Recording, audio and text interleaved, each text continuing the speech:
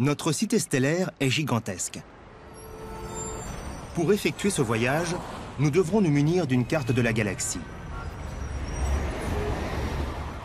L'établissement d'une telle carte fait partie du travail des astronomes Robert Kirshner et James Bullock. La tâche est loin d'être facile.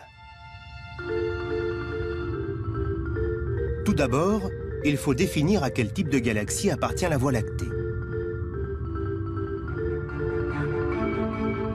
Grâce au télescope spatial Hubble, les astronomes sont en mesure d'observer des milliards de galaxies.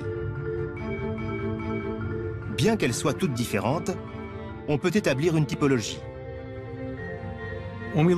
Quand on étudie les galaxies présentes dans l'univers, on s'aperçoit rapidement qu'il en existe deux grands types. Les astronomes appellent les premières des galaxies elliptiques. Elles se présentent comme de grands ballons composés d'étoiles. Quel que soit l'angle sous lequel on les observe, elles sont toujours rondes, un peu comme un ballon de football. Les galaxies spirales constituent l'autre grande classe de galaxies. Les étoiles de ces galaxies sont contenues dans des bras qui forment des spirales autour d'un centre. De profil, elles ressemblent un peu à des frisbees géants. À quel type de galaxie appartient la Voie lactée?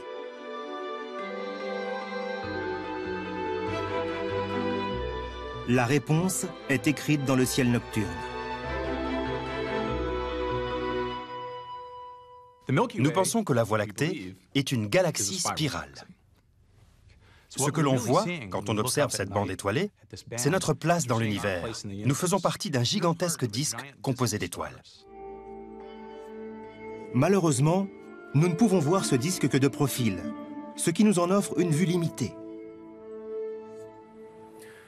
Bien sûr, je ne peux pas vous montrer une photo de la galaxie sous son meilleur jour. On ne peut pas voler autour pour la photographier, malheureusement. On est nous-mêmes coincés dans ce disque. Mais on peut tout de même la photographier du sol. Cette image est une photo de notre galaxie, la Voie lactée, prise de la Terre. C'est l'une des photos les plus détaillées qui ait jamais été réalisée de notre galaxie. Sa résolution est de 100 millions de pixels, contenue dans plus de 1000 photos individuelles, prises dans les endroits les plus obscurs de la Terre.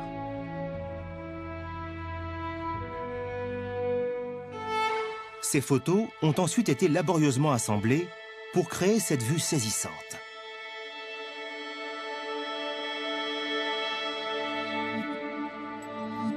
Mais même si elle est très impressionnante, cette vue ne représente qu'une partie de l'ensemble.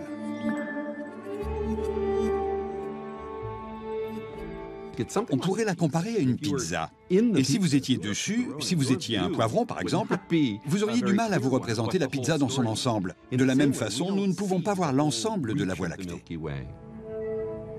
Les astronomes doivent posséder une vue aiguisée. Pour voir à quoi ressemble la Voie lactée, il faudrait pouvoir en sortir. Comme c'est impossible, on étudie les autres galaxies.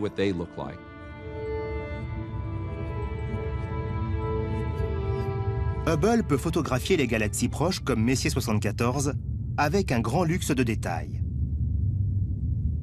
Elle est située à 30 millions d'années-lumière, ce qui en fait l'une de nos plus proches voisines.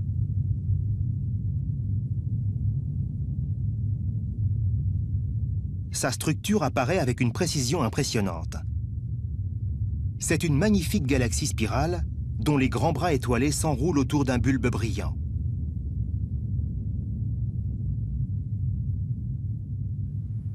Les astronomes pensent que cette galaxie ressemble beaucoup à la nôtre, la Voie lactée. Elle nous fournit une bonne représentation de notre propre cité stellaire. Dans la région centrale se trouve le centre-ville. C'est le bulbe lumineux que l'on voit au milieu. À partir de ce point, les bras se déploient pour former cette magnifique structure en spirale que l'on voit.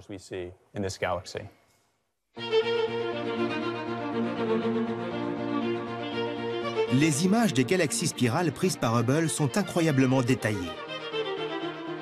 En les comparant avec celles de notre galaxie prise de la Terre, et en utilisant une série de satellites pour mesurer la distance et la densité des étoiles dans différentes directions, les astronomes ont pu établir un plan géant de notre cité stellaire.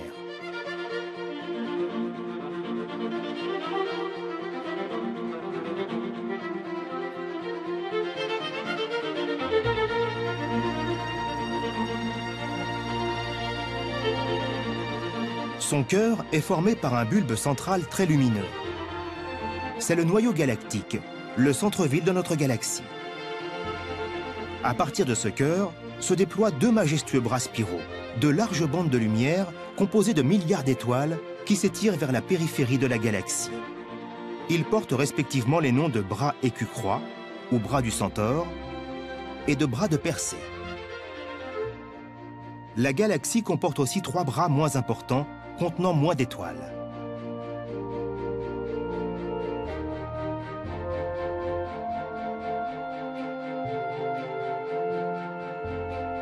Si on mesure notre galaxie d'un côté à l'autre, on obtient le chiffre étourdissant de 965 000 billions de kilomètres.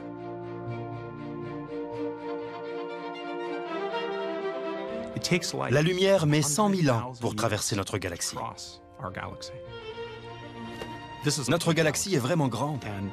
Et quand on y pense, il est étonnant qu'on comprenne autant de choses sur ce système.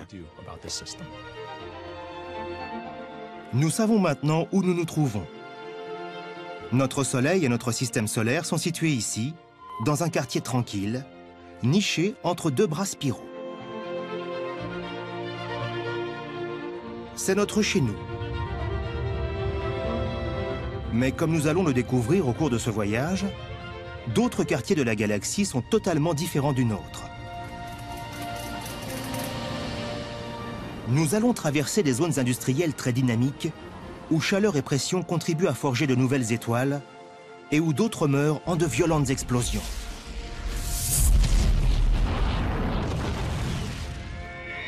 Nous irons aussi visiter le centre-ville, le cœur même de notre galaxie, où les étoiles, attirées là par des forces mystérieuses, jouent des coudes pour se ménager un peu d'espace. Nous remonterons le cours du temps pour visiter les quartiers historiques, témoins de la fondation de notre cité stellaire.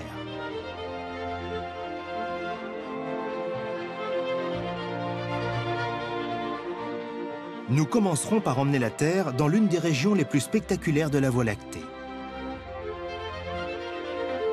C'est là que nous apprendrons comment les 200 milliards d'étoiles de notre galaxie, parmi lesquelles notre Soleil, ont été créées.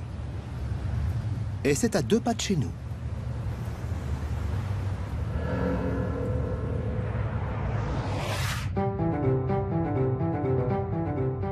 Nous quittons notre paisible quartier pour nous rendre à l'endroit où sont nées les étoiles.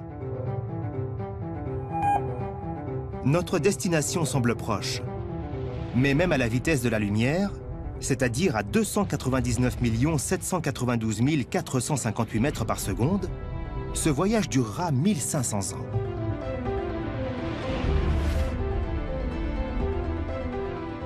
Nous arrivons près d'un vaste nuage rougeoyant formé de gaz et de poussière, la grande nébuleuse d'Orion. Une fois la Terre installée dans ce nouveau quartier, notre ciel ressemble à un tableau cosmique fortement illuminé.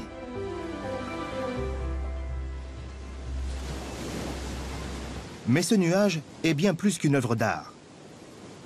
Il détient le secret de la formation de notre Soleil et de toutes les étoiles de la galaxie.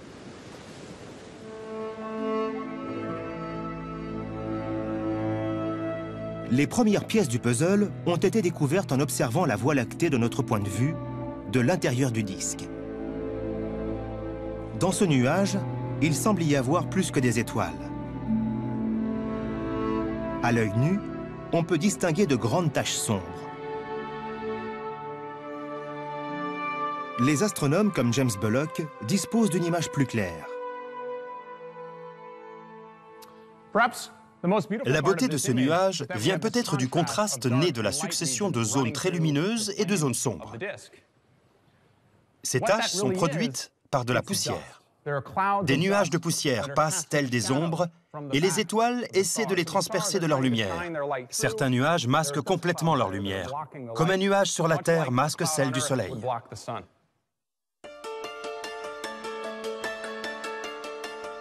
ces grands nuages cosmiques faits de gaz et de poussière s'étendent sur des milliers d'années-lumière à travers la Voie lactée.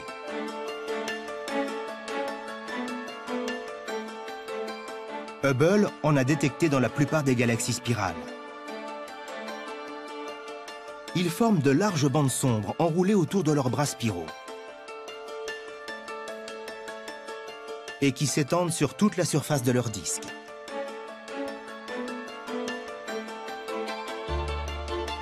Mais si on y regarde de plus près, ce gaz et cette poussière ont quelque chose d'étrange.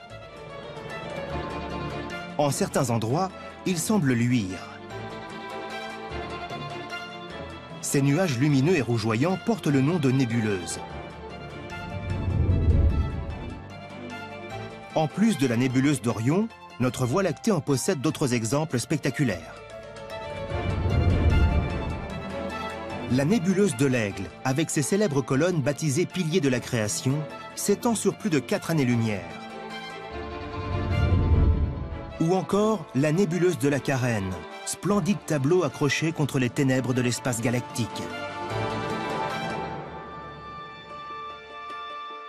Ces couleurs vives nous apprennent de quels gaz sont composées les nébuleuses. Si elle contient de l'oxygène, on aura du vert. S'il y a de l'hydrogène, du rouge. Analyser la lumière d'une nébuleuse est donc très instructif. Cela nous apprend quels éléments sont présents, quelles sont ses conditions physiques. On peut ainsi avoir une idée de la densité du nuage, de sa température et de sa composition. On peut découvrir beaucoup de choses sur la zone dans laquelle elle se trouve en utilisant ces indices qui proviennent directement de ces gaz lumineux. Les gaz présents dans ces nébuleuses luisent à des milliers de degrés. Mais quelle est la source de cette chaleur? Pour le découvrir, il faut explorer le nuage en profondeur. Malheureusement, ces gaz et ces poussières nous barrent la route. Les nébuleuses sont des zones très mystérieuses de la galaxie. Cela nous a obligés à inventer des méthodes originales pour les étudier. Kimberly Weaver est une astrophysicienne très habituée à ce type de méthode. Je dispose d'un moyen très simple pour vous montrer ça. Voici un sac au travers duquel on ne peut pas voir. Un télescope optique classique ne pourrait pas voir à travers, mais un télescope spatial infrarouge le peut, lui. Si je mets ma main à l'intérieur du sac, la caméra peut la voir. Je vais bouger mes doigts pour vous montrer. Ce que vous voyez, c'est la chaleur que dégage ma main à l'intérieur du sac. On peut la comparer à une étoile qui serait cachée dans un nuage de gaz et de poussière. Les astronomes peuvent la détecter en utilisant un télescope infrarouge. Voici une image de la nébuleuse d'Orion à la lumière visible. Nous savons que tout ce gaz amassé ici masque des étoiles et nous souhaitons être en mesure de regarder à l'intérieur de la nébuleuse pour voir ces étoiles. En lumière infrarouge, sur cette image, nous pouvons distinguer les étoiles cachées dans la nébuleuse. Nous voyons aussi les cocons de poussière qui nimbent ces étoiles. Mais pour connaître la vraie signification de ces étoiles, Kimberly Weaver doit complètement retirer la poussière de l'image. Comment peut-on se débarrasser de ce brouillard environnant? Grâce aux rayons X. Quand on passe à cette photo aux rayons X, on ne voit plus que les étoiles, ce qui nous permet de les étudier en détail.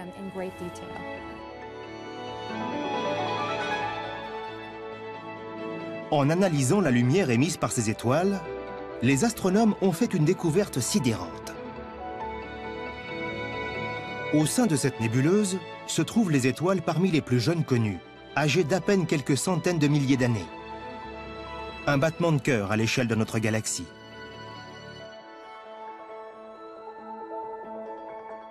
La nébuleuse d'Orion est donc un endroit où naissent les étoiles. La même chose est vraie pour toutes les nébuleuses présentes dans les bras spiraux de notre galaxie.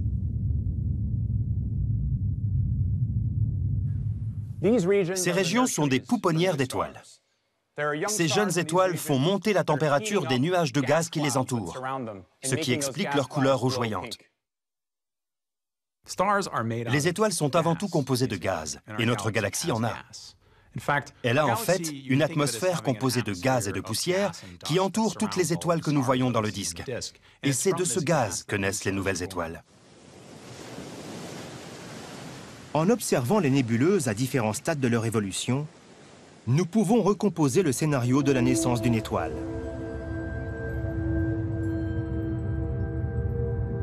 Tout commence dans des nuages de poussière et d'hydrogène froid et sombre, au sein desquels s'engage une lutte sans merci.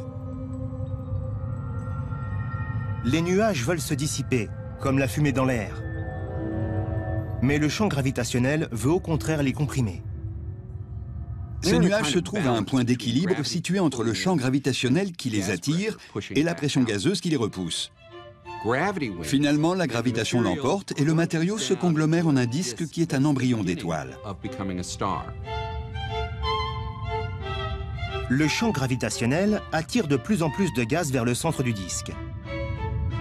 Il est comprimé jusqu'à des densités énormes, ce qui fait monter en flèche sa température. À 18 millions de degrés, une transformation miraculeuse se produit. Les atomes d'hydrogène fusionnent entre eux pour former de l'hélium.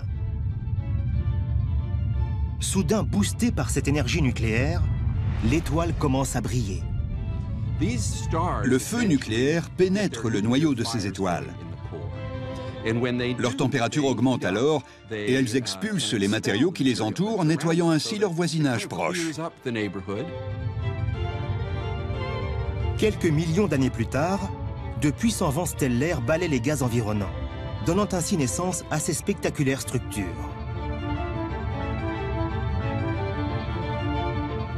Le vent chasse les gaz et les poussières et nous fait découvrir cette chose merveilleuse, l'endroit où est née l'étoile.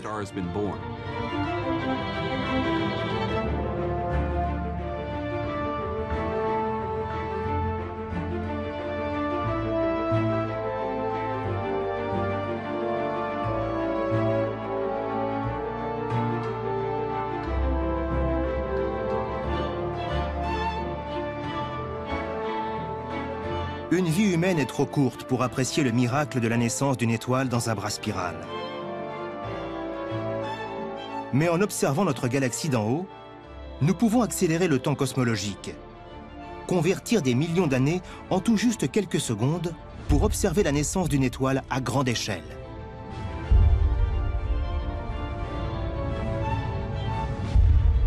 Mais ici et là, on aperçoit des éclairs de lumière encore plus brillants. Dans ces zones, les étoiles ne naissent pas. Elles sont en train de mourir. Ces régions sont parmi les plus violentes et les plus dangereuses de la galaxie. C'est notre prochaine destination.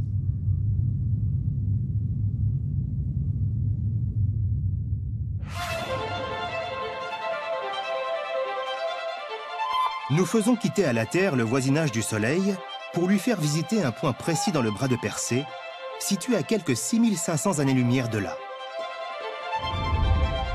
Cette région nous offre l'un des plus beaux panoramas de la galaxie. Il porte le nom de nébuleuse du Crabe. Comme les nébuleuses qui engendrent des étoiles, elle est composée de gaz et de poussière. Mais leur point commun s'arrête à peu près là.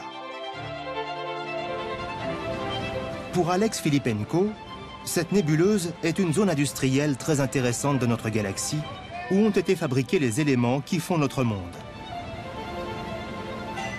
Regardez ce fer en fusion, mon Dieu! La nébuleuse du Crabe est un objet cosmique totalement fascinant. Ces gaz se dilatent très rapidement. La nébuleuse a l'air statique, mais ces gaz s'échappent de son centre vers l'extérieur à plus de 5 millions de km/h. Ils sont propulsés ainsi par un événement incroyablement puissant qui s'est produit dans le passé. Mais quelle force peut générer un phénomène d'une telle violence? Quand on examine les gaz de la nébuleuse du Crabe, qui se dilatent vers l'extérieur, et qu'on extrapole cette expansion en remontant dans le passé, on découvre qu'il y a environ 1 millier d'années, tous ces gaz se trouvaient en un point commun.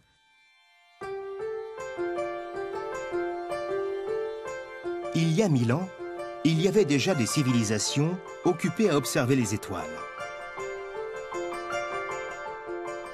Des manuscrits chinois datant de 1054 évoquent l'arrivée subite d'une nouvelle étoile.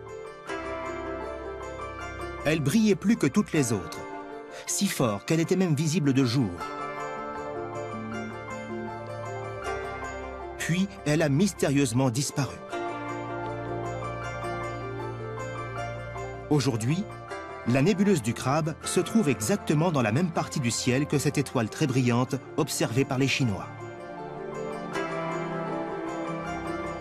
Ils ont en fait assisté à la naissance du Crabe. La nébuleuse du Crabe a été générée par l'explosion colossale d'une étoile en fin de vie. C'est un rémanent de supernova. Les bras spiraux de notre Voie lactée sont jonchés de ces rémanents colorés. Ce sont les tombeaux d'étoiles qui sont mortes violemment dans des explosions cataclysmiques que les astronomes appellent des supernovas. Comment ces catastrophes se sont-elles produites? Pour le comprendre, les astronomes doivent trouver une étoile massive à l'agonie. Les astronomes sont comme des détectives. On doit imaginer ce qui se passe dans l'univers en se basant sur un nombre parfois très réduit d'indices. Et pour la plupart d'entre nous, ces indices ne proviennent que de la lumière. Andy Howell sait que pour repérer la lumière émise par une supernova, tout est question de timing. Dans une galaxie, il se produit en moyenne une explosion de supernova tous les 70 ans, soit environ la durée d'une vie humaine. La dernière qui a pu être observée dans notre galaxie s'est produite il y a environ 400 ans. Ça fait vraiment longtemps. Et ma spécialité est justement l'étude des supernovas. Je ne pourrais pas faire ça si je devais attendre d'en voir une dans notre galaxie. Mais heureusement pour Andy et Alex, l'univers n'est pas en manque de galaxies. On est donc obligé d'étudier d'autres galaxies, des galaxies plus lointaines. Il y a des milliards de galaxies autour de nous. Et c'est là qu'on va étudier les supernovas. Si on étudie environ 70 galaxies, on trouvera en moyenne une supernova par an. Si on en étudie 700, on pourra en étudier 10 par an, et ainsi de suite. Les chiffres ont un pouvoir. Si on observe des milliers de galaxies, nos chances de trouver des supernovas augmentent. Voici une supernova qu'Alex et ses collègues ont eu la chance de détecter. C'est une étoile qui a explosé à la périphérie d'une galaxie située à 55 millions d'années-lumière de chez nous. Durant un bref moment, elle a fait disparaître dans sa lumière toute la galaxie. La lumière d'1 milliard de soleils distillée par une étoile mourante. La lumière d'une supernova met 1 million, voire 1 milliard d'années à arriver jusqu'ici, selon qu'elle est située à 1 million ou 1 milliard d'années. Mais elle ne brille qu'1 mois environ. On a donc cette petite fenêtre pour étudier ces phénomènes avant que cette lumière ne disparaisse à jamais. C'est un moment tellement crucial que dans leur laboratoire, Andy et son équipe mettent au point un dispositif de surveillance du ciel le plus large possible. On construit un réseau de télescopes pour pouvoir étudier les supernovas en plus grand nombre, de façon plus détaillée qu'on a pu le faire jusqu'ici. Laissez-moi vous montrer le réseau que nous construisons. Voici des télescopes de 4 mètres. On en a déjà 4 et on en construit 20 au total, qu'on va disposer tout autour de la planète. Certains de ceux-là iront au Chili et on en a déjà installé à Hawaï. Je vais vous montrer l'un des plus gros télescopes qu'on a construit ici. Voici un télescope d'1 mètre. On va en construire une quinzaine. Le miroir n'est pas encore installé, mais voilà où il sera placé. C'est lui qui reflètera la lumière de la supernova. Nous devons pouvoir étudier n'importe quel point dans le ciel, et pour ce faire, notre télescope pivote sur cet axe, sur cet anneau mobile en forme de C. Ce qu'il y a de merveilleux dans ce type d'observation, c'est qu'elle est effectuée par un robot. Je peux rester tranquillement ici, à Santa Barbara, avec une bière et une pizza, pendant que tous ces télescopes récoltent de nouvelles informations sur les supernovas un peu partout dans l'univers. Dès qu'ils ont détecté la lumière d'une étoile mourante, leur travail de détective commence. On récolte la lumière et on l'analyse en détail pour déterminer ce qui est en train de se produire. Quelle est la composition chimique de l'étoile? Quelle est sa pression interne, sa température? Quel type de processus nucléaire s'y produisent? Comment l'étoile explose? On détermine tout cela grâce à l'analyse de la lumière. Ce faisant, les astronomes ont découvert que seules les étoiles massives disparaissent de la sorte dans une explosion géante. Une étoile massive a une vie très intéressante et très vigoureuse. À l'origine, elle fait fusionner de l'hydrogène pour créer de l'hélium, processus générateur d'énergie. C'est ce qui fait briller l'étoile. Ensuite, les cendres de cette réaction, l'hélium, fusionnent à leur tour pour créer du carbone et de l'hydrogène, produisant ainsi encore plus d'énergie. Pour vous donner quelques exemples, le carbone et l'hydrogène peuvent ensuite fusionner pour donner naissance à des éléments encore plus lourds. En bout de course, on arrive au silicium et au sulfure, et enfin au fer. Quand elle commence à produire du fer, l'étoile géante est condamnée. Une terrible bataille a lieu dans son noyau. L'énergie fait un mouvement de poussée externe, tandis que le champ gravitationnel a un effet inverse de pression vers l'intérieur. Pendant que la lutte se poursuit, l'étoile produit des éléments de plus en plus lourds, relâchant une énergie qui évite son effondrement total.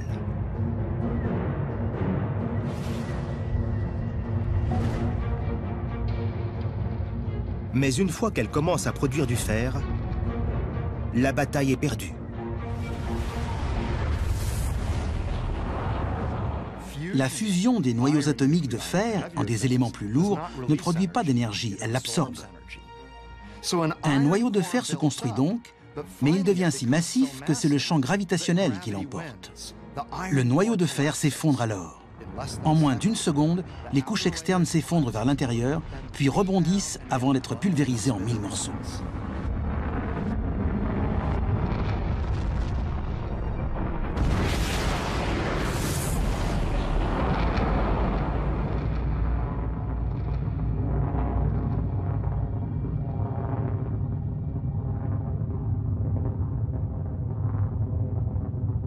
Mais ce processus, qui signifie la mort pour l'étoile, est essentiel pour la vie de notre galaxie.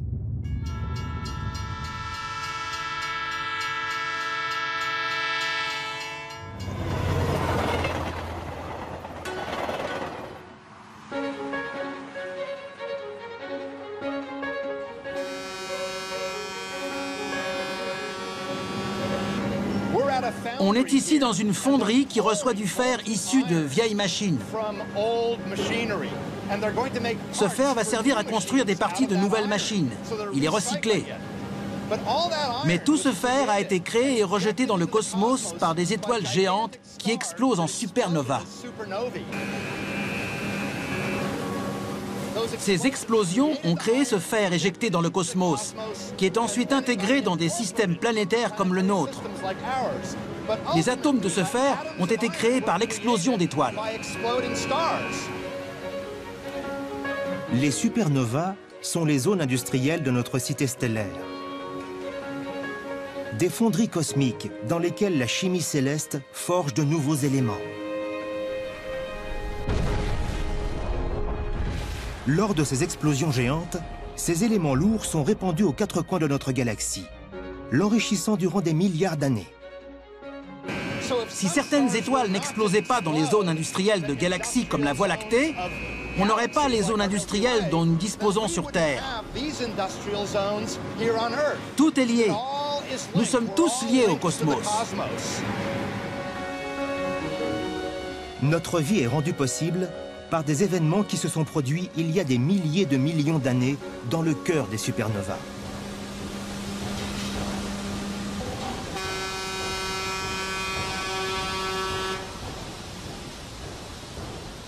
Il est fascinant de constater que les éléments lourds présents dans nos corps, le carbone dans nos cellules par exemple, ou le calcium dans nos os, l'oxygène que nous respirons, le fer dans nos cellules sanguines, tous ces éléments lourds ont été synthétisés, créés par des réactions nucléaires dans les étoiles et éjectés dans le cosmos par des supernovas.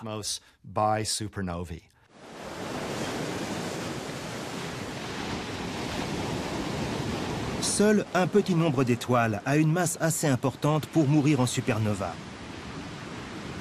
La plupart des autres, comme notre Soleil, auront une mort plus douce. La plupart des étoiles ne meurent pas dans des explosions cataclysmiques. Notre Soleil, par exemple, disparaîtra de façon beaucoup plus discrète, dans un gémissement. La mort de la plupart des étoiles se produit quand la bataille entre le champ gravitationnel qui l'attire vers l'intérieur et l'énergie nucléaire qui la repousse vers l'extérieur est remportée non par le champ gravitationnel, mais par l'énergie nucléaire. C'est ce qui se produira dans notre Soleil quand il mourra.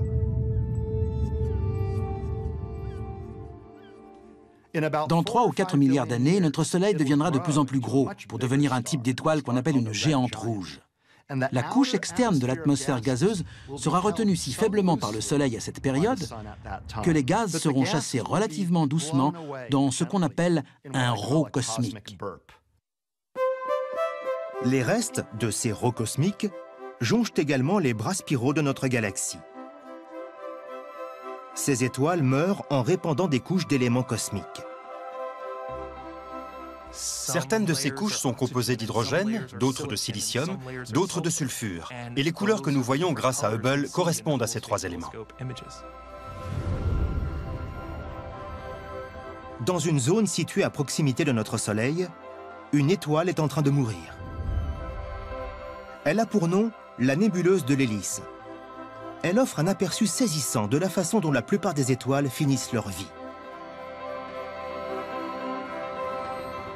Notre Soleil produira un spectacle similaire quand il mourra, dans environ 5 milliards d'années.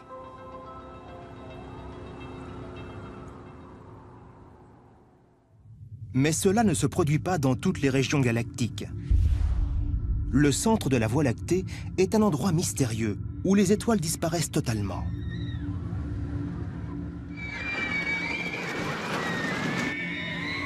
C'est notre prochaine destination.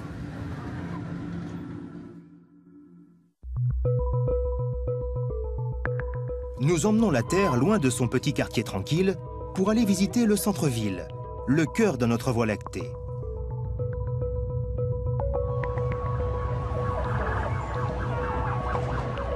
C'est un quartier dynamique, plein de vie, mais où il peut être dangereux de se promener. André Aguez a passé plus de 15 ans à explorer ce quartier animé. Si nous pouvions faire un voyage qui nous mènerait des bras spiraux de notre galaxie, là où nous nous trouvons, jusqu'au centre de notre galaxie, nous découvririons des choses très intéressantes. Ce serait un peu comme déménager d'une banlieue tranquille pour aller s'installer au centre d'une zone métropolitaine très animée. Plus on approche du centre-ville, plus le nombre d'étoiles augmente. Au cœur de la galaxie, la densité stellaire est incroyable. Elle est environ 1 milliard de fois plus élevée que celle que nous connaissons dans la zone proche du Soleil. Ici, au centre de la Voie lactée, il y a tellement d'étoiles dans le ciel que la Terre est perpétuellement baignée de lumière.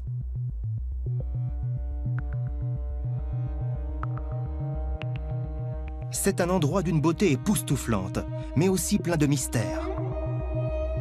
Ces étoiles ne sont pas seulement proches les unes des autres. Elles se déplacent à des vitesses incroyables.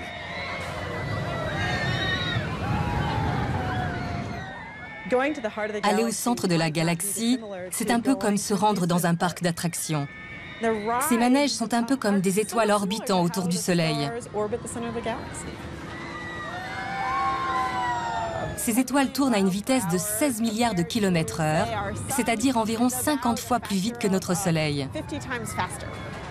Il doit donc se produire quelque chose au centre de notre galaxie pour que l'on assiste à de tels phénomènes. Mais quoi exactement? Le centre de la galaxie est situé à 26 000 années-lumière de chez nous. Il est difficile à observer car il est masqué par une grande quantité d'étoiles, de gaz et de poussière. Et un autre élément rend son observation difficile, l'atmosphère terrestre. L'atmosphère est une chose fantastique pour l'homme. Elle lui permet de vivre sur Terre, mais c'est un gros problème pour les astronomes. C'est un peu comme lorsqu'on observe un caillou au fond d'un ruisseau. L'eau du ruisseau coule, crée des turbulences, et il est très difficile ainsi d'avoir une vision claire du caillou. De la même façon, regarder à travers l'atmosphère nous empêche d'avoir une image claire des étoiles situées au centre de la galaxie. Andrea s'est donc tournée vers une technique permettant de corriger ce problème. L'optique adaptative. En mesurant la façon dont se déforme un rayon laser dans l'air en mouvement, il est possible de compenser l'effet de flou généré par l'atmosphère. Je vais vous montrer à quel point l'optique adaptive est efficace. Les étoiles que nous voulons étudier sont celles situées au centre même de la galaxie. Et nous pensons que le cœur est juste au centre de cette boîte, dont on a ici une image panoramique. Sans la correction de l'optique adaptive, cette région est totalement floue.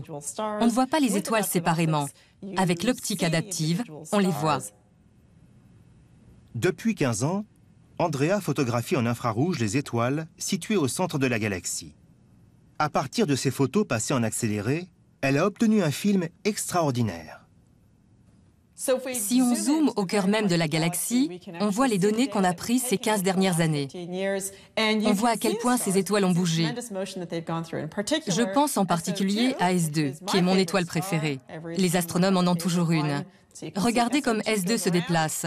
Et quand elle arrive au milieu du cadre, elle bouge beaucoup plus vite. Il doit donc se passer quelque chose d'intéressant dans cette région. En montant ensemble toutes les mesures qu'on a prises, on a réussi à faire un petit film d'animation qui montre comment les étoiles se déplacent sur une période de temps de 15 ans. Chaque étoile tournoie autour du cœur de la galaxie. La trajectoire la plus étonnante est celle suivie par S2. S2 semble être sur des montagnes russes. Elle arrive en tournoyant pour repartir ensuite dans l'autre sens. Un objet ayant une force gravitationnelle exceptionnelle envoie S2 dans une orbite très rapide autour du centre de la galaxie. Un objet incroyablement massif.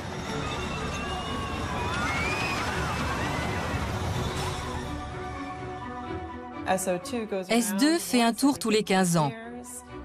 Et elle nous apprend ainsi qu'un objet cosmique faisant 4 millions de fois la masse du Soleil est pris dans son orbite.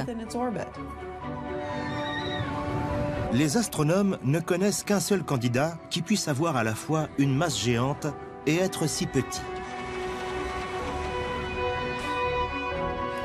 C'est une masse incroyable dans un tout petit volume, ce qui nous mène à la conclusion que nous sommes en présence d'un trou noir. Le cœur de notre galaxie est donc un trou noir si massif, un objet dont le champ gravitationnel est si fort, que même la lumière ne peut pas s'en échapper.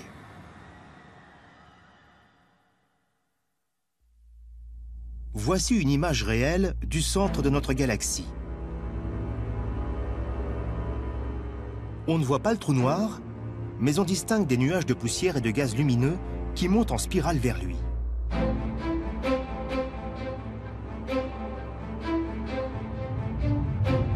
On s'approche du trou noir.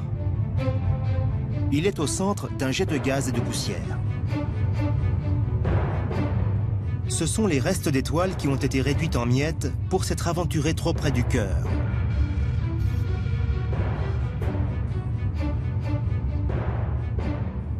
Les trous noirs grandissent avec le temps. Ce phénomène se produit sous l'effet des matériaux qui tombent sur eux, s'agglomèrent à eux. Ces matériaux peuvent être soit du gaz, soit des morceaux d'étoiles qui ont été détruites par le trou noir lui-même. Au centre se situe le trou noir invisible. Nous voyons ici le matériau dont il se nourrit. La région lumineuse est le disque d'accrétion, où s'agglomèrent les débris d'étoiles. Quand ils tombent à l'intérieur, entraînés dans le tourbillon, ils sont chauffés par la friction à de telles températures qu'ils deviennent incandescents.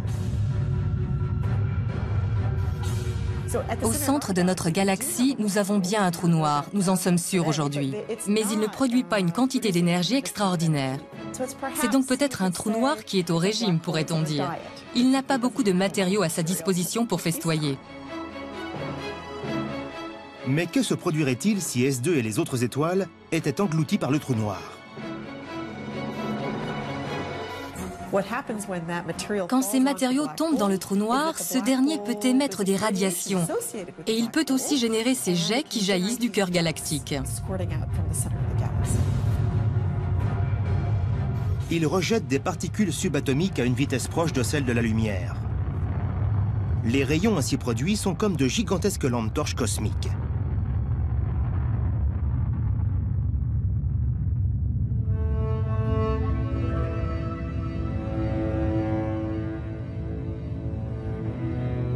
Voici Messier 87, une grande galaxie elliptique avec en son centre un trou noir supermassif qui se nourrit de ses propres étoiles.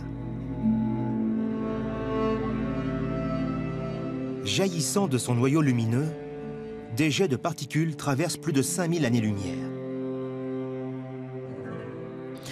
Je les ai surnommés les primadonnas du monde galactique. Ce sont les 10% de galaxies qui adorent se faire admirer. Les astronomes pensent que le trou noir supermassif, situé au centre de notre galaxie, a toujours été là, qu'il était présent dès le départ. Mais de quand cela date-t-il? Quel est l'âge de la Voie lactée? Pour le savoir, nous devons quitter le disque et nous rendre vers ses quartiers les plus anciens.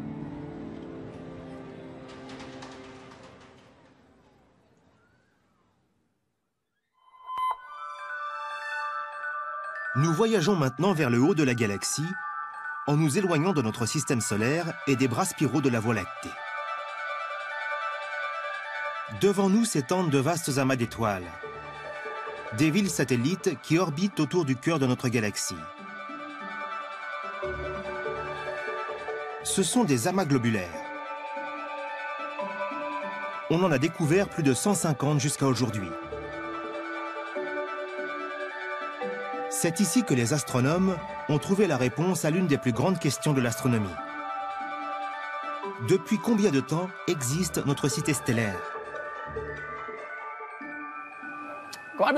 Les amas globulaires sont de fascinants groupes d'étoiles. Ils contiennent chacun environ 1 million d'étoiles. Et ce qui est merveilleux, c'est que ces étoiles forment un groupe très dense. Si on pouvait visiter un amas globulaire, on serait ébloui par son ciel nocturne. Beaucoup des étoiles de ce ciel seraient aussi brillantes que la pleine lune. Dans toutes les directions, ce ciel nocturne serait rempli d'étoiles très proches et très lumineuses. Ce serait comme un feu d'artifice permanent.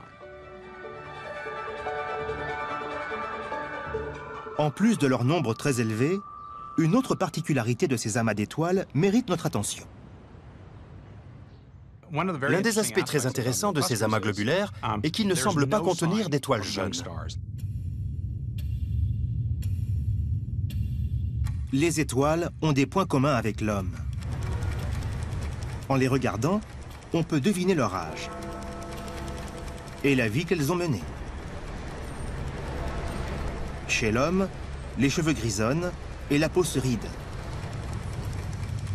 Chez les étoiles, c'est leur couleur et leur taille qui trahissent leur âge. Les étoiles les plus grosses, les plus massives, celles qui contiennent le plus de gaz, vivent à 100 à l'heure. Elles ne vivent pas longtemps, mais elles sont très lumineuses et très chaudes et tendent ainsi à être bleues. À l'opposé, on a les étoiles rouges qui utilisent leur énergie de façon très mesurée, qui vivent longtemps et ne brillent pas beaucoup. Ce type d'étoile a une très longue vie. En mesurant l'éclat et les couleurs des étoiles qui forment un amas globulaire, on peut deviner leur âge. Et ce qu'il est intéressant de noter, c'est qu'elles sont très vieilles. Les amas globulaires, ou tout du moins les étoiles qui les composent, sont dans la plupart des cas aussi vieilles que l'univers.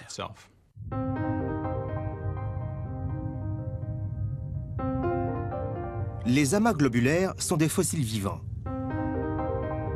C'est un peu comme si on découvrait une communauté humaine qui serait là depuis l'âge de pierre.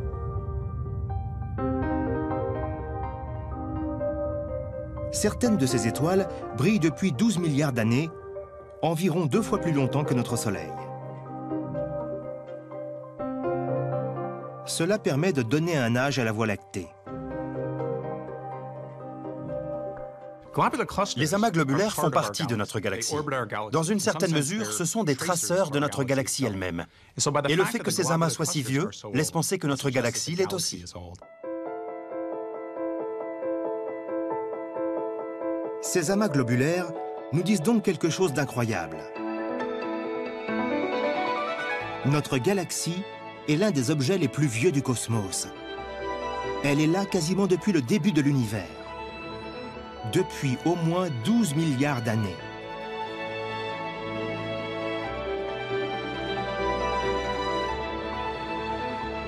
Les étoiles de ces amas révèlent aussi qu'au moment où elle s'est formée, la chimie de la galaxie était très différente de ce qu'elle est aujourd'hui. On peut mesurer les propriétés physiques de ces étoiles. Il apparaît qu'elles ont de très petites quantités d'éléments lourds. Des éléments comme le fer sont très rares dans les amas globulaires, comparés à des étoiles comme le Soleil. Ce qui est vrai pour les amas globulaires l'est aussi pour notre galaxie à ses débuts. C'était certainement un endroit beaucoup moins coloré.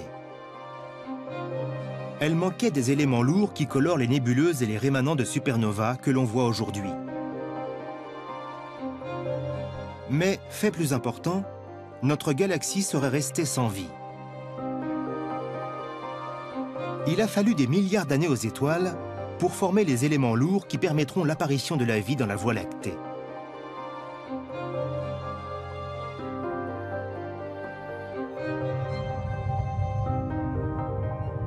Mais cela soulève une autre grande question.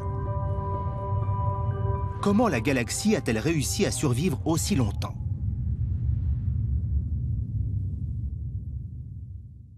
L'un des mystères de notre galaxie est qu'elle a des étoiles qui se forment continuellement en son sein depuis environ 10 milliards d'années. Mais la formation de nouvelles étoiles fait que la galaxie consomme son gaz à un rythme très rapide et qu'elle devrait en être rapidement à court. Elle doit donc disposer d'une autre source de combustible. Cette source doit être située au-delà de la galaxie. Récemment, les astronomes ont fait une découverte surprenante. Les amas globulaires ne sont pas les seuls groupes d'étoiles à graviter autour de la Voie lactée. Il y a aussi des galaxies naines à faible brillance.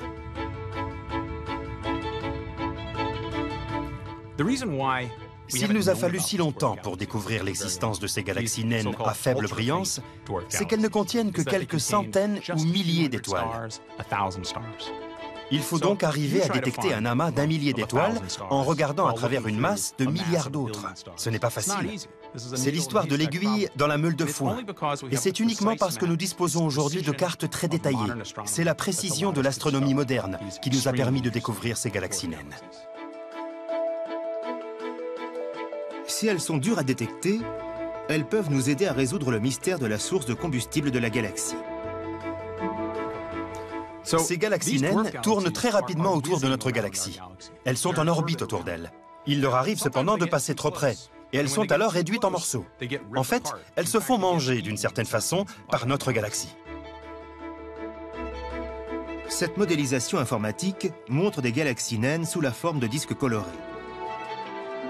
Avec le temps, notre galaxie qui est au centre dévore la plupart d'entre elles. Ces galaxies, attirées par le champ gravitationnel, fournissent ainsi du gaz et de la poussière, à partir desquels de nouvelles étoiles se formeront. De la même façon qu'une grande ville peut parfois cannibaliser ses cités satellites, la Voie lactée cannibalise ses galaxies naines. Les amas globulaires et les galaxies naines nous donnent une idée de l'âge de notre cité des étoiles et de la façon dont elle a pu survivre aussi longtemps.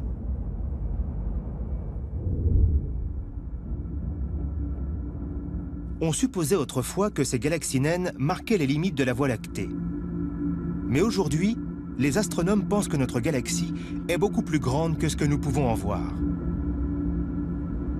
Pour comprendre pourquoi, nous allons mettre le cap sur les étoiles situées à l'extérieur du disque galactique.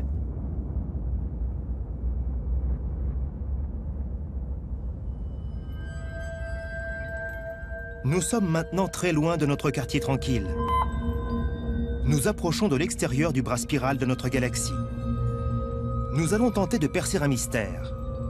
Quelle est la force qui tient ensemble toutes ces étoiles pour former la Voie lactée? Vu d'ici, notre ciel nocturne est un peu différent. La Voie lactée est plus petite et le ciel plus sombre.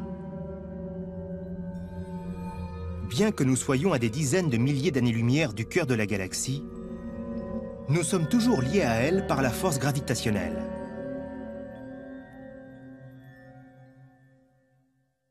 La gravitation est la force qui fait que deux objets sont attirés l'un vers l'autre.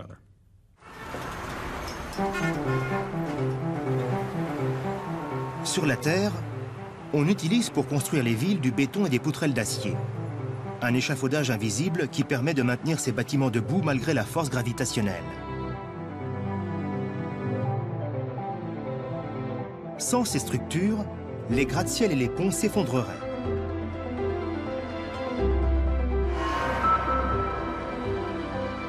Mais la force gravitationnelle ne régit pas seulement notre Terre. Elle gouverne l'ensemble de l'univers. Ces lois sont simples. Tout ce qui a une masse a une force gravitationnelle. Et plus cette masse est importante, plus la force gravitationnelle de l'objet est forte. Avec ses 200 milliards d'étoiles, la Voie lactée a une masse énorme et une force d'attraction gravitationnelle gigantesque. Comme ces bâtiments, notre galaxie doit aussi s'étayer pour résister aux forces de la gravitation.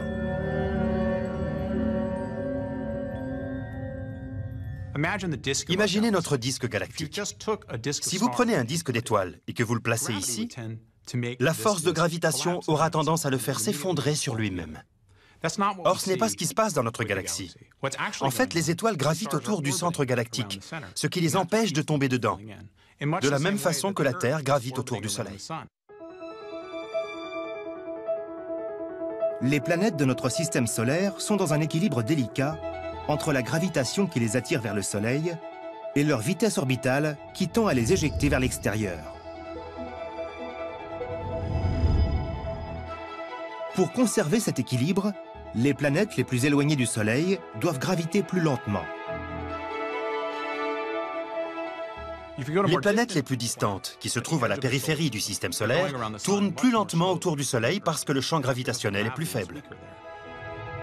La même chose est vraie pour les étoiles de la Voie lactée. Toutes gravitent autour du centre de la galaxie. Mais les étoiles situées dans le bras externe devraient logiquement graviter plus lentement que celles qui sont plus proches du cœur de la galaxie. Ce n'est pas ce qui se passe. Dans les régions externes de la galaxie, les étoiles tournent aussi rapidement que dans les régions internes. Et elles ne sont pas les seules. Ce n'est pas uniquement vrai pour notre galaxie. Toutes les galaxies semblent avoir une vitesse gravitationnelle trop rapide dans leurs régions externes. Ces étoiles trop pressées devraient logiquement être repoussées hors de la galaxie. Mais elles ne le sont pas. C'est un vrai mystère. Cela signifie qu'il y a dans ces régions une masse que nous ne pouvons pas voir.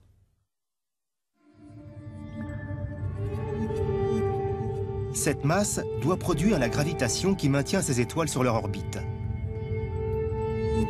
Mais quand les astronomes cherchent cette masse, ils ne voient rien.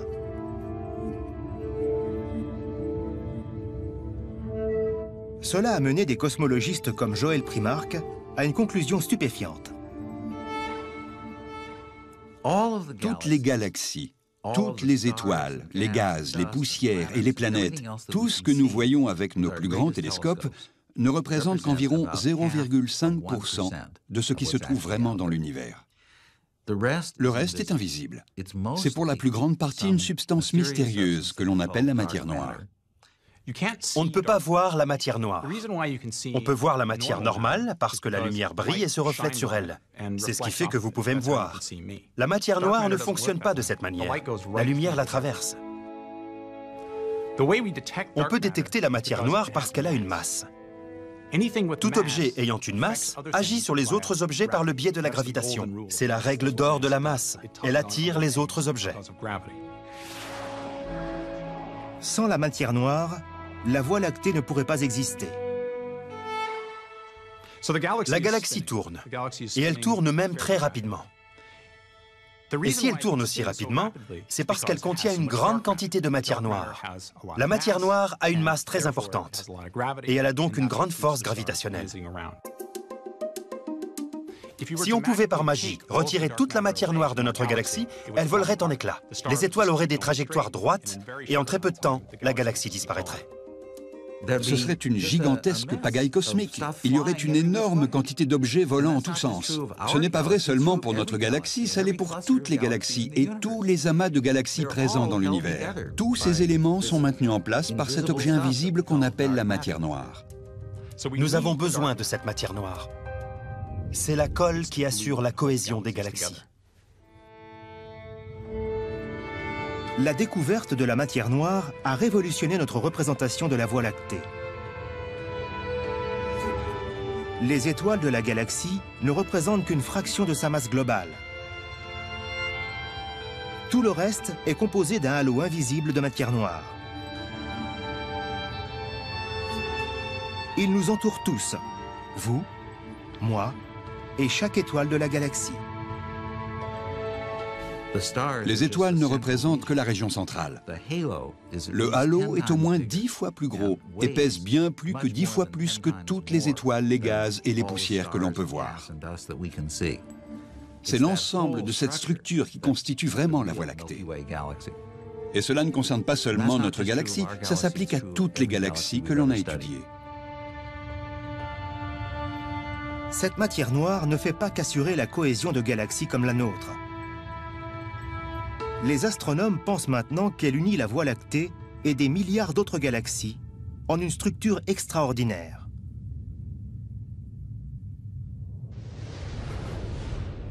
Pour l'explorer, nous allons poursuivre notre voyage jusqu'à la limite de l'univers. Nous quittons maintenant la galaxie pour entamer un trajet qui fera parcourir à la Terre des milliards d'années-lumière d'espace et des milliards d'années de temps.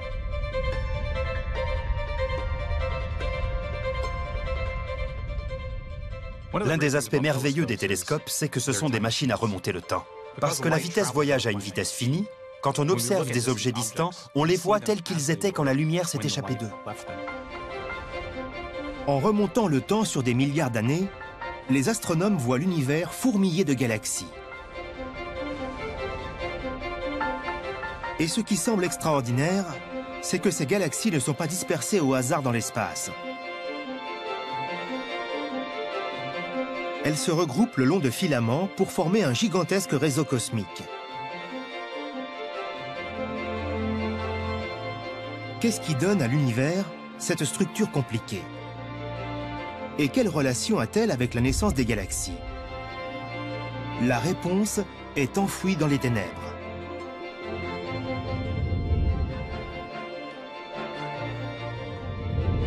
Si l'on regarde assez loin en arrière, on s'aperçoit que petit à petit, les galaxies disparaissent. Nous atteignons une période étrange, située il y a quelques 12 milliards et demi d'années. On ne peut rien voir de cette période, car rien ne s'est encore formé. On a baptisé cette époque l'âge des ténèbres.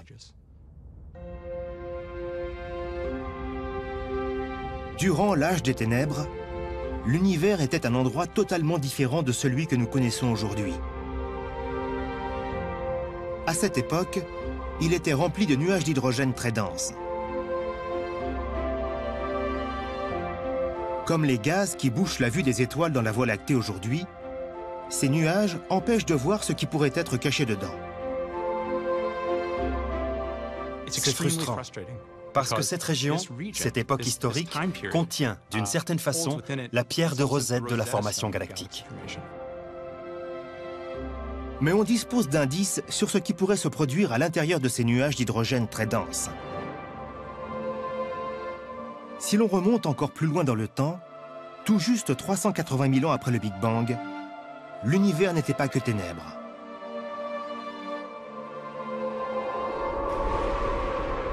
Il était aussi lumière. Les astronomes perçoivent encore aujourd'hui son faible rayonnement électromagnétique. Cette image est vraiment surprenante. C'est une image de l'univers jeune. C'est une image du rayonnement du Big Bang. À cette époque, l'univers était le même partout, rempli d'une atmosphère chaude, faite de matière et de radiation. Mais les graines d'un univers très différent, celui que nous connaissons aujourd'hui, étaient déjà semées. Où que notre regard se porte dans l'univers, on voit des structures. Il est couvert de galaxies. D'où viennent ces galaxies? Un indice important est contenu dans cette image. Si vous la regardez attentivement, vous verrez qu'elle comporte des points rouges et des points bleus. Ces régions rouges sont des régions contenant plus d'objets. Les bleus sont celles qui en contiennent moins. Cette image nous apprend qu'il y avait des variations infimes dans la densité du gaz qui emplissait l'univers jeune. De minuscules ondulations qui vont grandir avec le temps. Nous pensons que ces ondulations primitives sont les graines de toute la structure à venir. Ces ondulations se sont développées pour former les premières galaxies. Mais comment quelque chose d'aussi petit a-t-il pu devenir quelque chose d'aussi grand? Il fallait une source supplémentaire de force gravitationnelle pour amplifier ces ondulations et leur permettre de former les galaxies telles que nous les connaissons aujourd'hui. Cette gravitation supplémentaire sera apportée par la matière noire. C'est la première matière noire qui va former la structure. La matière ordinaire apparaîtra après la matière noire. À ce stade, la matière ordinaire est composée d'hydrogène et d'hélium. L'hydrogène et l'hélium tombent au centre des halos de matière noire qui sont en formation et qui deviendront à terme des galaxies. Si ces hypothèses sont justes, le lien entre ces ondulations infimes dans l'univers naissant et le grand réseau cosmique qui remplit maintenant l'espace est la matière noire.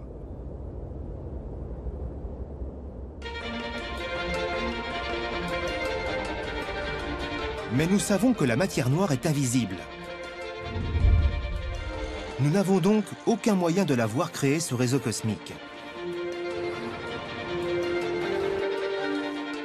Mais il est possible de simuler ce processus grâce à l'un des ordinateurs les plus puissants du monde.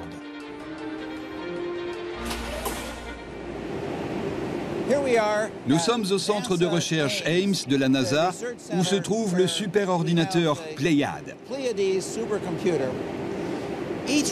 Chacun de ces placards contient 512 processeurs. Laissez-moi vous montrer.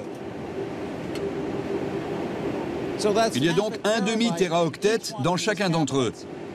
Et le superordinateur Pléiade comporte 110 placards de ce type.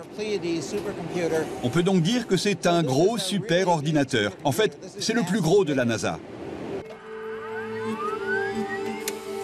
Le défi est de développer un univers virtuel de ses débuts jusqu'à nos jours pour voir le rôle qu'a pu jouer la matière noire dans la structuration du cosmos.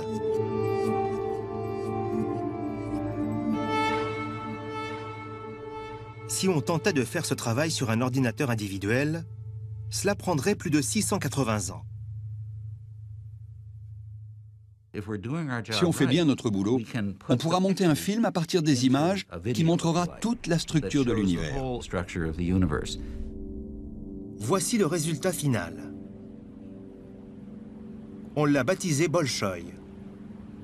C'est une visualisation impressionnante de ce à quoi pourrait ressembler la structure de la matière noire dans l'univers aujourd'hui.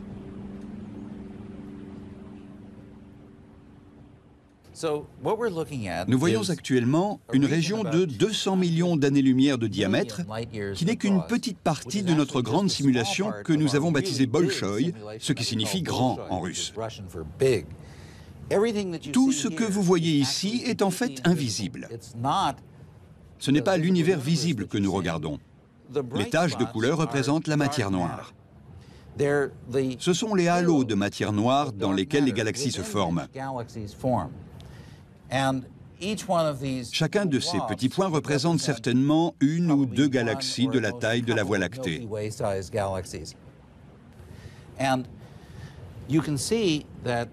On voit que les galaxies se développent en longues chaînes, que l'on appelle des filaments. Toute la structure se forme le long de ces filaments de matière noire. Pour Joël Primark, le test de vérité consiste à comparer la structure de matière noire prédite par Bolchoï avec la réalité, la structure des galaxies que l'on observe dans l'univers. D'après ce que l'on voit, ces univers simulés que l'on a construits à l'aide des superordinateurs ressemblent exactement à ce que l'on voit dans l'univers. Il ne semble y avoir aucune divergence. C'est exactement ainsi que l'on observe la distribution des galaxies dans l'univers visible. Les simulations Bolchoï sont étonnantes. Elles correspondent parfaitement au schéma des galaxies telles que nous les voyons aujourd'hui dans le cosmos.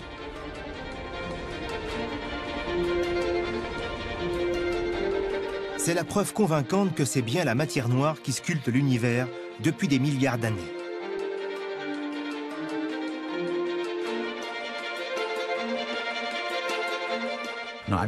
Tout cela m'impressionne beaucoup, parce qu'on avait pris des risques en faisant ces premières hypothèses. Et qu'elles se sont finalement révélées justes. Et elles le sont toujours. C'est une grande joie pour un théoricien, bien sûr. En remontant au commencement de l'univers, les astronomes ont découvert l'origine de la structure du cosmos.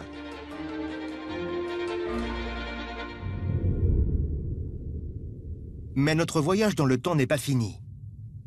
Nous ne savons toujours pas comment les premières galaxies ont donné naissance aux toutes premières étoiles.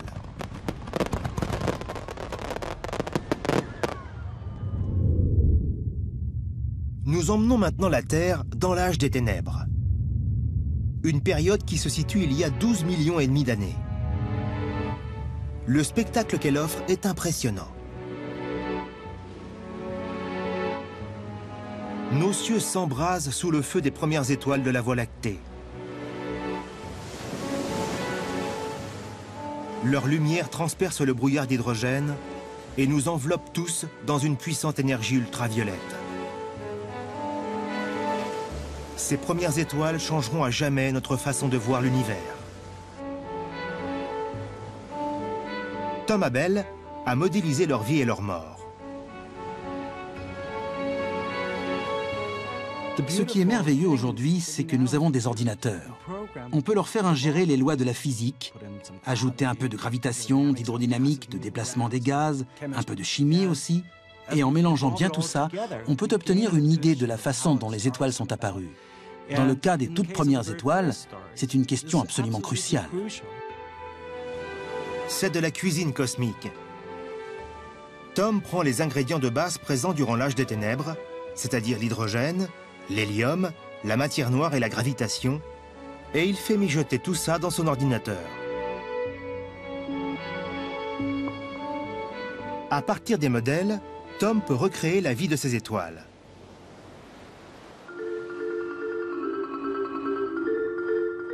On voit ici l'une des toutes premières étoiles de l'univers. Elle est 100 fois plus massive que le Soleil et 1 million de fois plus brillante.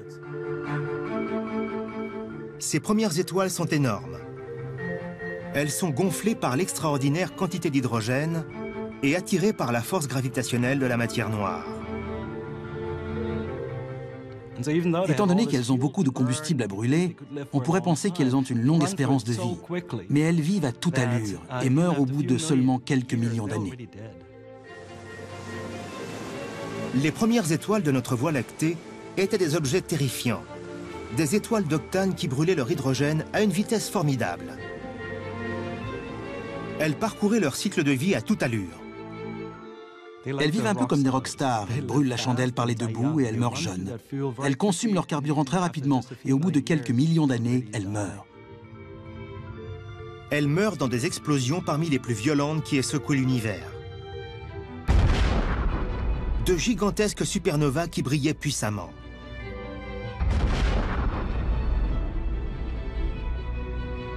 Et l'énergie qu'elles ont relâchée durant la vie et la mort de ces étoiles massives a conduit à une transformation miraculeuse.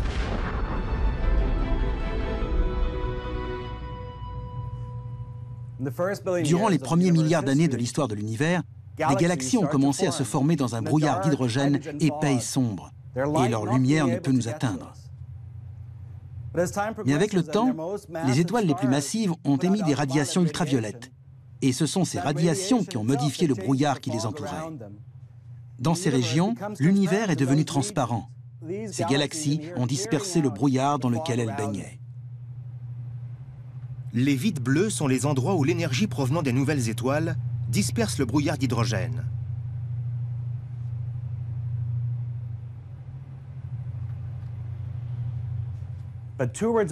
Environ 1 milliard d'années après le Big Bang, ce brouillard s'est dissipé entièrement, ce qui nous permet de voir aujourd'hui l'ensemble de la galaxie. L'âge des ténèbres a pris fin.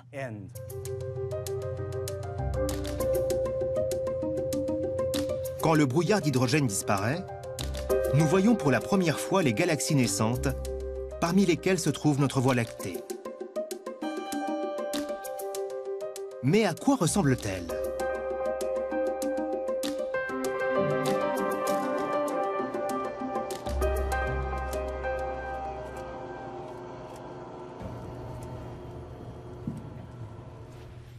Cette magnifique image, c'est le champ profond d'Hubble. C'est la photo avec le plus longtemps d'exposition jamais prise par le télescope spatial Hubble. C'est l'image certainement la plus célèbre parmi les astronomes professionnels. Durant 11 jours, le télescope Hubble a observé un tout petit morceau de ciel de la surface d'une pièce de 5 centimes tenu à 25 mètres de distance.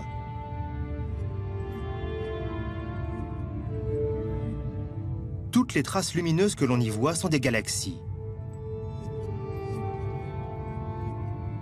Pour Richard Ellis, c'est un véritable trésor.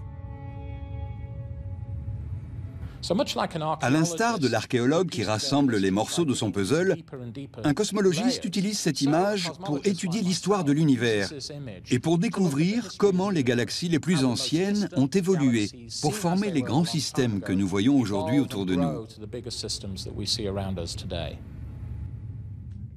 L'image nous apprend quelque chose de très intéressant sur le commencement de notre Voie lactée. Quand on observe les jeunes galaxies, on s'aperçoit qu'elles ne ressemblent pas aux cités stellaires que nous voyons aujourd'hui. Elles sont grumeleuses, irrégulières et semblent être en interaction avec leurs voisines. Et physiquement, elles sont très petites. L'univers à son stade primitif était donc très différent de ce qu'il est aujourd'hui. Il y a 12 milliards d'années, l'univers était beaucoup plus petit. Il s'est ensuite dilaté jusqu'à atteindre sa taille actuelle. À cette époque, notre Voie lactée aurait dû jouer des coudes pour se faire un peu de place. Les premières galaxies ont donc eu beaucoup de mal à s'établir. En ces temps primitifs, elles ont vraiment lutté pour leur survie.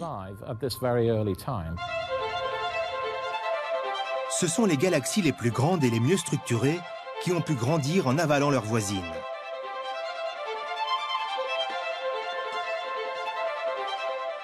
Ces systèmes primitifs ont donc du mal à se former, mais finissent quand même par fusionner avec leurs voisins pour donner naissance aux grands systèmes que nous voyons aujourd'hui. Ce sont ces collisions dans l'univers primitif qui ont créé la belle galaxie spirale dans laquelle nous vivons. Mais les astronomes pensent que la Voie lactée connaîtra encore une autre collision. Une collision qui la changera à jamais.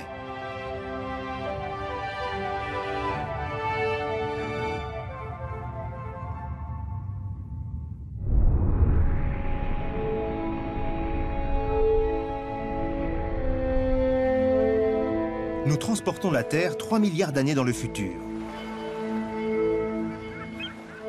Le ciel est dominé par une galaxie massive du nom d'Andromède.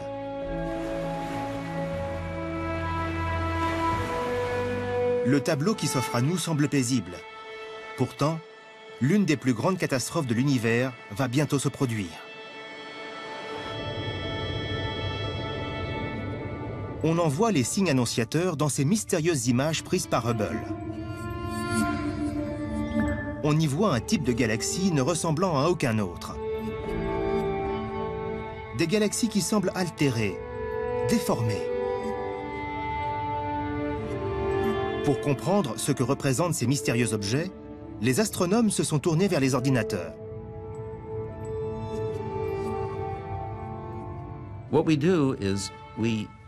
On construit d'abord des galaxies qui ressemblent à la Voie lactée.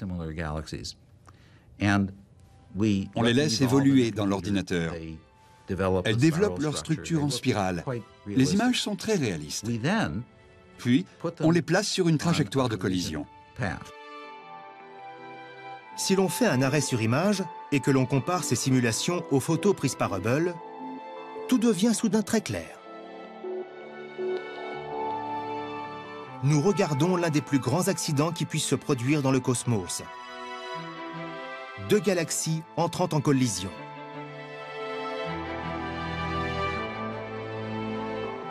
Tout comme les villes, les galaxies ont tendance à se regrouper. Notre Voie lactée appartient au groupe local, un ensemble composé d'au moins 50 galaxies.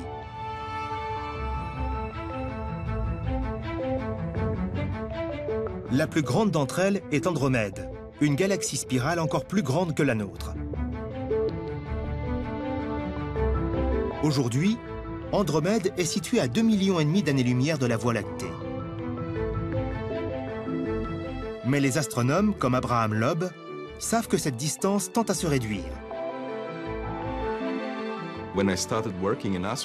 Quand j'ai commencé à travailler dans le domaine de l'astrophysique, j'ai remarqué que la plupart de mes collègues étudiaient les interactions des autres galaxies entre elles et d'éventuelles collisions.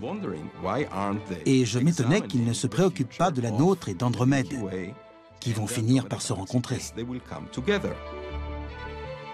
Le destin de notre cité stellaire est-il déjà écrit? Notre galaxie se dirige à toute allure vers la grande galaxie d'Andromède.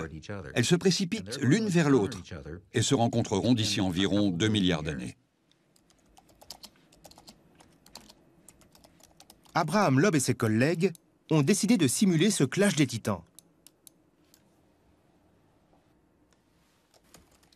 C'est la première simulation de ce type à avoir été faite. Au départ, les deux galaxies s'interpénètrent, produisant ces belles traînées d'étoiles créées par la force gravitationnelle. Puis elles s'éloignent l'une de l'autre et tournoient pour se retrouver à nouveau. Elles formeront alors une grande sphéroïde d'étoiles que j'ai baptisée la galaxie de Milkomeda. Quand la Voie lactée et Andromède fusionneront, ce seront près d'1 trillion d'étoiles qui se rencontreront.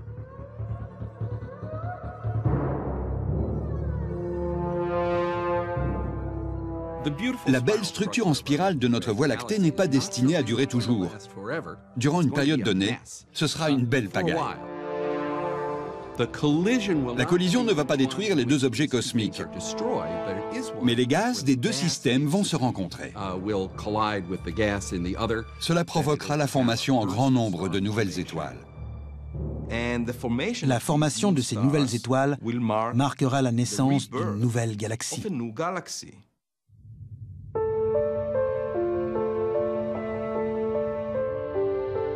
Sur cette spectaculaire image d'Hubble, nous voyons la galaxie des antennes née d'une collision entre deux galaxies spirales.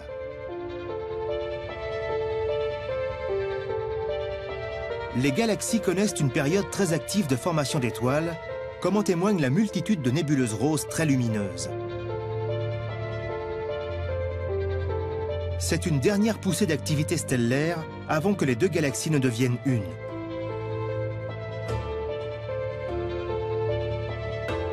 Voici le destin qui attend notre Voie lactée quand elle fusionnera avec Andromède, dans environ 3 milliards d'années.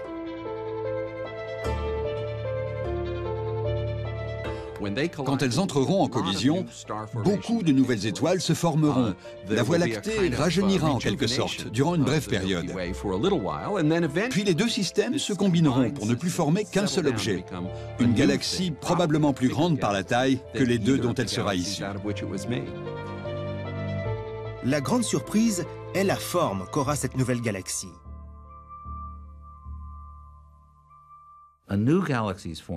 Dans cette nouvelle galaxie qui se forme, au lieu des disques sur lesquels les étoiles tournoyaient, qui étaient plus ou moins plats, les étoiles vont aller dans tous les sens, comme dans les galaxies elliptiques que nous voyons. Nous sommes convaincus que ce processus représente dans une large partie la façon dont se forment les galaxies elliptiques. La collision de la Voie lactée avec la galaxie d'Andromède donnera donc naissance à une galaxie elliptique géante. Avant que cela ne se produise, nous aurons encore un magnifique spectacle à admirer. Andromède va s'étirer dans le ciel sur une distance équivalente à celle de la Voie lactée. Et on peut imaginer qu'il y aura encore des êtres humains qui regarderont le ciel et verront ce fabuleux spectacle. Mais serons-nous les seuls? Notre galaxie abrite-t-elle d'autres civilisations? Il est temps d'entreprendre la dernière partie de notre voyage. La recherche d'autres formes de vie à l'intérieur de la Voie lactée.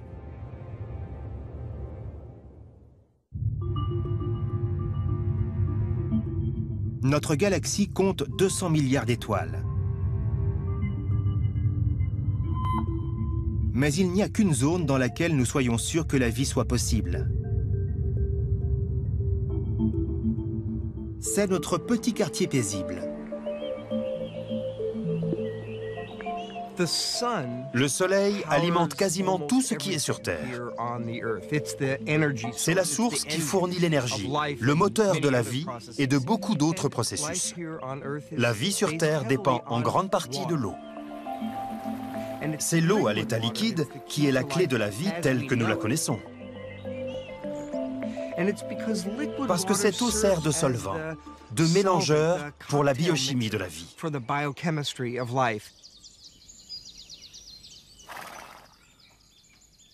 La Terre est la seule planète du système solaire à avoir de l'eau à l'état liquide en abondance à sa surface. Et comme Jeff Marcy le sait bien, cela est dû à la distance de la Terre par rapport au Soleil. Vénus est plus proche du Soleil. Mars en est plus éloigné. Il y a une zone entre la brûlante Vénus et la glaciale Mars que nous appelons la zone habitable. Et la Terre se trouve pile dedans. Dans cette zone, l'eau est à l'état liquide. Elle n'est pas présente sous forme de vapeur parce qu'il fait trop chaud, ni sous forme de glace parce qu'il fait trop froid. Il y règne une température qui la détermine comme zone habitable, favorable à la vie. La localisation de cette zone habitable dépend des étoiles. Dans les cas des étoiles bleues, qui sont très chaudes, la zone habitable est plus éloignée. Avec les naines rouges, qui sont plus froides, la zone habitable est plus proche de l'étoile. Chaque étoile de la Voie lactée doit avoir une zone habitable.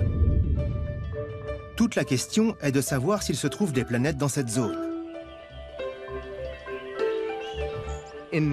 En 1995, il s'est produit une chose extraordinaire.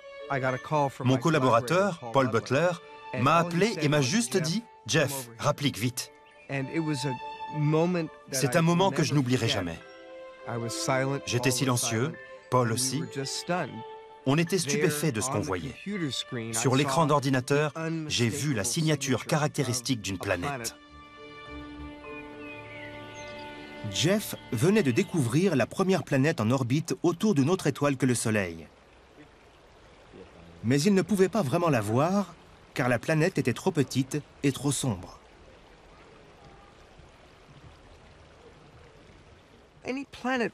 Toute planète gravitant autour d'une étoile est noyée dans la lueur de cette étoile, qui est environ 1 milliard de fois plus brillante qu'elle.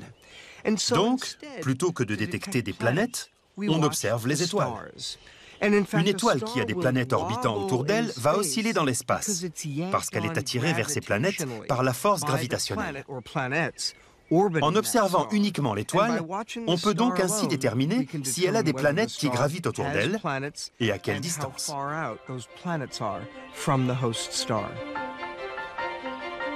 Jusqu'à présent, les astronomes ont trouvé plus de 400 planètes gravitant autour d'étoiles dans notre galaxie. Mais aucune d'entre elles ne semble située dans la zone habitable. Un type d'exoplanète géante orbite tout près de son étoile. Nous les appelons des Jupiters chauds ou Pégasides, parce que ces planètes, qui ressemblent à Jupiter, sont comme allumées au chalumeau par la chaleur intense de l'étoile. L'autre type de planète que nous avons découvert est aussi étrange. Nous avons découvert des planètes qui gravitent sur une orbite allongée, elliptique, et qui s'éloignent donc fortement de l'étoile dans des zones qui doivent forcément être très froides. Les étoiles que nous avons découvertes jusqu'à présent sont un peu trop bizarres pour qu'on puisse imaginer que la vie ait une chance de s'y développer.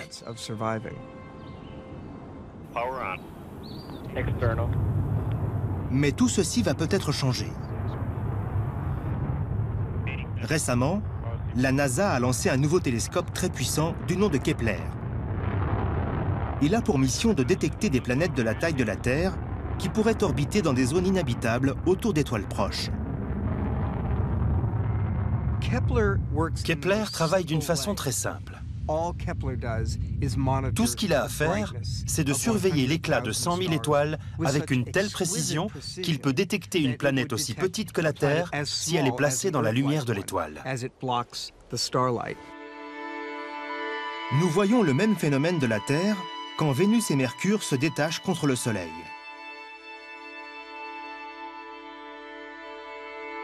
Mais la tâche de Kepler est bien plus ardue. C'est un peu comme si on cherchait une poussière sur une lampe torche en remarquant un affaiblissement de la lumière produite par la lampe torche à l'endroit où se trouve cette poussière. À partir de cette petite zone plus sombre, on peut déterminer la taille de la planète. Mieux encore, grâce à la façon dont elle fait osciller son étoile, Jeff Marcy peut déterminer sa densité. C'est vraiment merveilleux, car grâce à ces mesures, nous allons pouvoir distinguer les planètes gazeuses, probablement impropres à la vie, des planètes rocheuses, qui peuvent avoir une surface couverte d'eau à l'état liquide. Les astronomes ne savent pas combien de planètes Kepler trouvera. Mais avec 200 milliards d'étoiles dans la Voie lactée, la galaxie doit en être pleine. Seth Shostak a fait le calcul. Tout nous indique que beaucoup de ces étoiles ont des planètes, peut-être la moitié d'entre elles. Et en général, elles en ont plus d'une. Il y a sûrement quelque chose comme 1 million de planètes dans notre galaxie. 1 trillion de planètes. C'est un nombre difficile à se représenter. Mais quelles sont les chances que l'une d'entre elles se trouve dans un endroit favorable à l'apparition de la vie? Nous pouvons étendre le concept de zone habitable autour d'une étoile à l'échelle de l'ensemble de la Voie lactée. Au cours de notre voyage à travers la Voie lactée, nous avons appris un grand nombre de choses qui peuvent nous aider à déterminer une zone galactique habitable, un havre sûr qui pourrait abriter la vie. Au centre, il y a une quantité très élevée de rayons X, des ondes radioélectriques et même des rayons gamma, qui détruiraient la toute première forme de vie monocellulaire, très fragile, débutant son évolution. Le centre-ville est dangereux. Il abrite un trou noir supermassif. Et quand on s'en approche trop, il peut arriver toutes sortes de désagréments. Il y a aussi beaucoup d'étoiles dans cette zone, ce qui a priori peut sembler positif. Mais quand il y en a trop, elles ont tendance à bousculer les comètes, qui viennent se cogner contre les planètes environnantes. Et demander aux dinosaures, ce n'est pas toujours agréable. Les bras spiraux sont des quartiers plus tranquilles. Mais là aussi, tout dépend de l'endroit où l'on se trouve. Si vous vous trouvez sur une planète proche d'une supernova, cette explosion peut vous gâcher votre journée. Même si la vie y apparaissait, elle pourra disparaître au bout de quelques centaines de millions d'années. Ces régions sont des zones à éviter, des no man's land, si on peut les appeler ainsi. La grande banlieue de notre galaxie est plus tranquille. Mais même ici, la vie aurait du mal à se développer. Aux confins de la Voie lactée, il y a peu d'éléments lourds dont sont composées les cellules de notre corps et la vie telle que nous la connaissons. Nous ne disposons pas ici des éléments de base essentiels à la vie.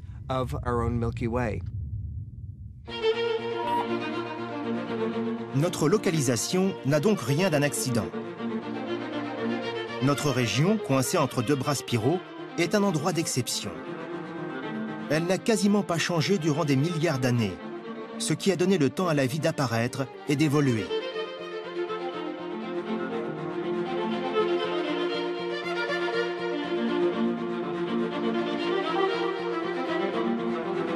D'autres civilisations avancées, si elles existent, vivent probablement dans des quartiers du même type, nichés dans des régions protégées des dangers de la galaxie.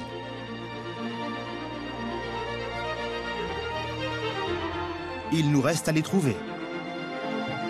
Mais la galaxie est grande.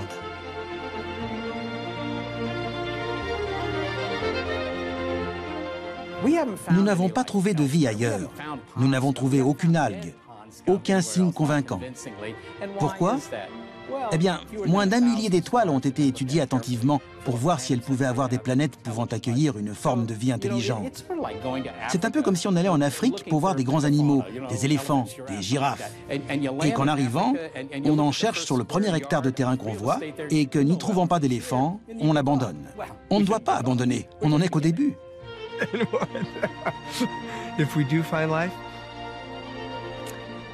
Si on trouve une forme de vie ailleurs dans l'univers, le plus étonnant, c'est que je suis sûr que la bourse ne frémira même pas. Mais nous, les hommes, nous saurons pour la première fois dans notre histoire que nous ne sommes pas seuls, que nous avons des parents parmi les étoiles, et que notre destinée est peut-être de nous aventurer parmi elles, de communiquer avec elles, et de devenir les membres d'un gigantesque country club galactique.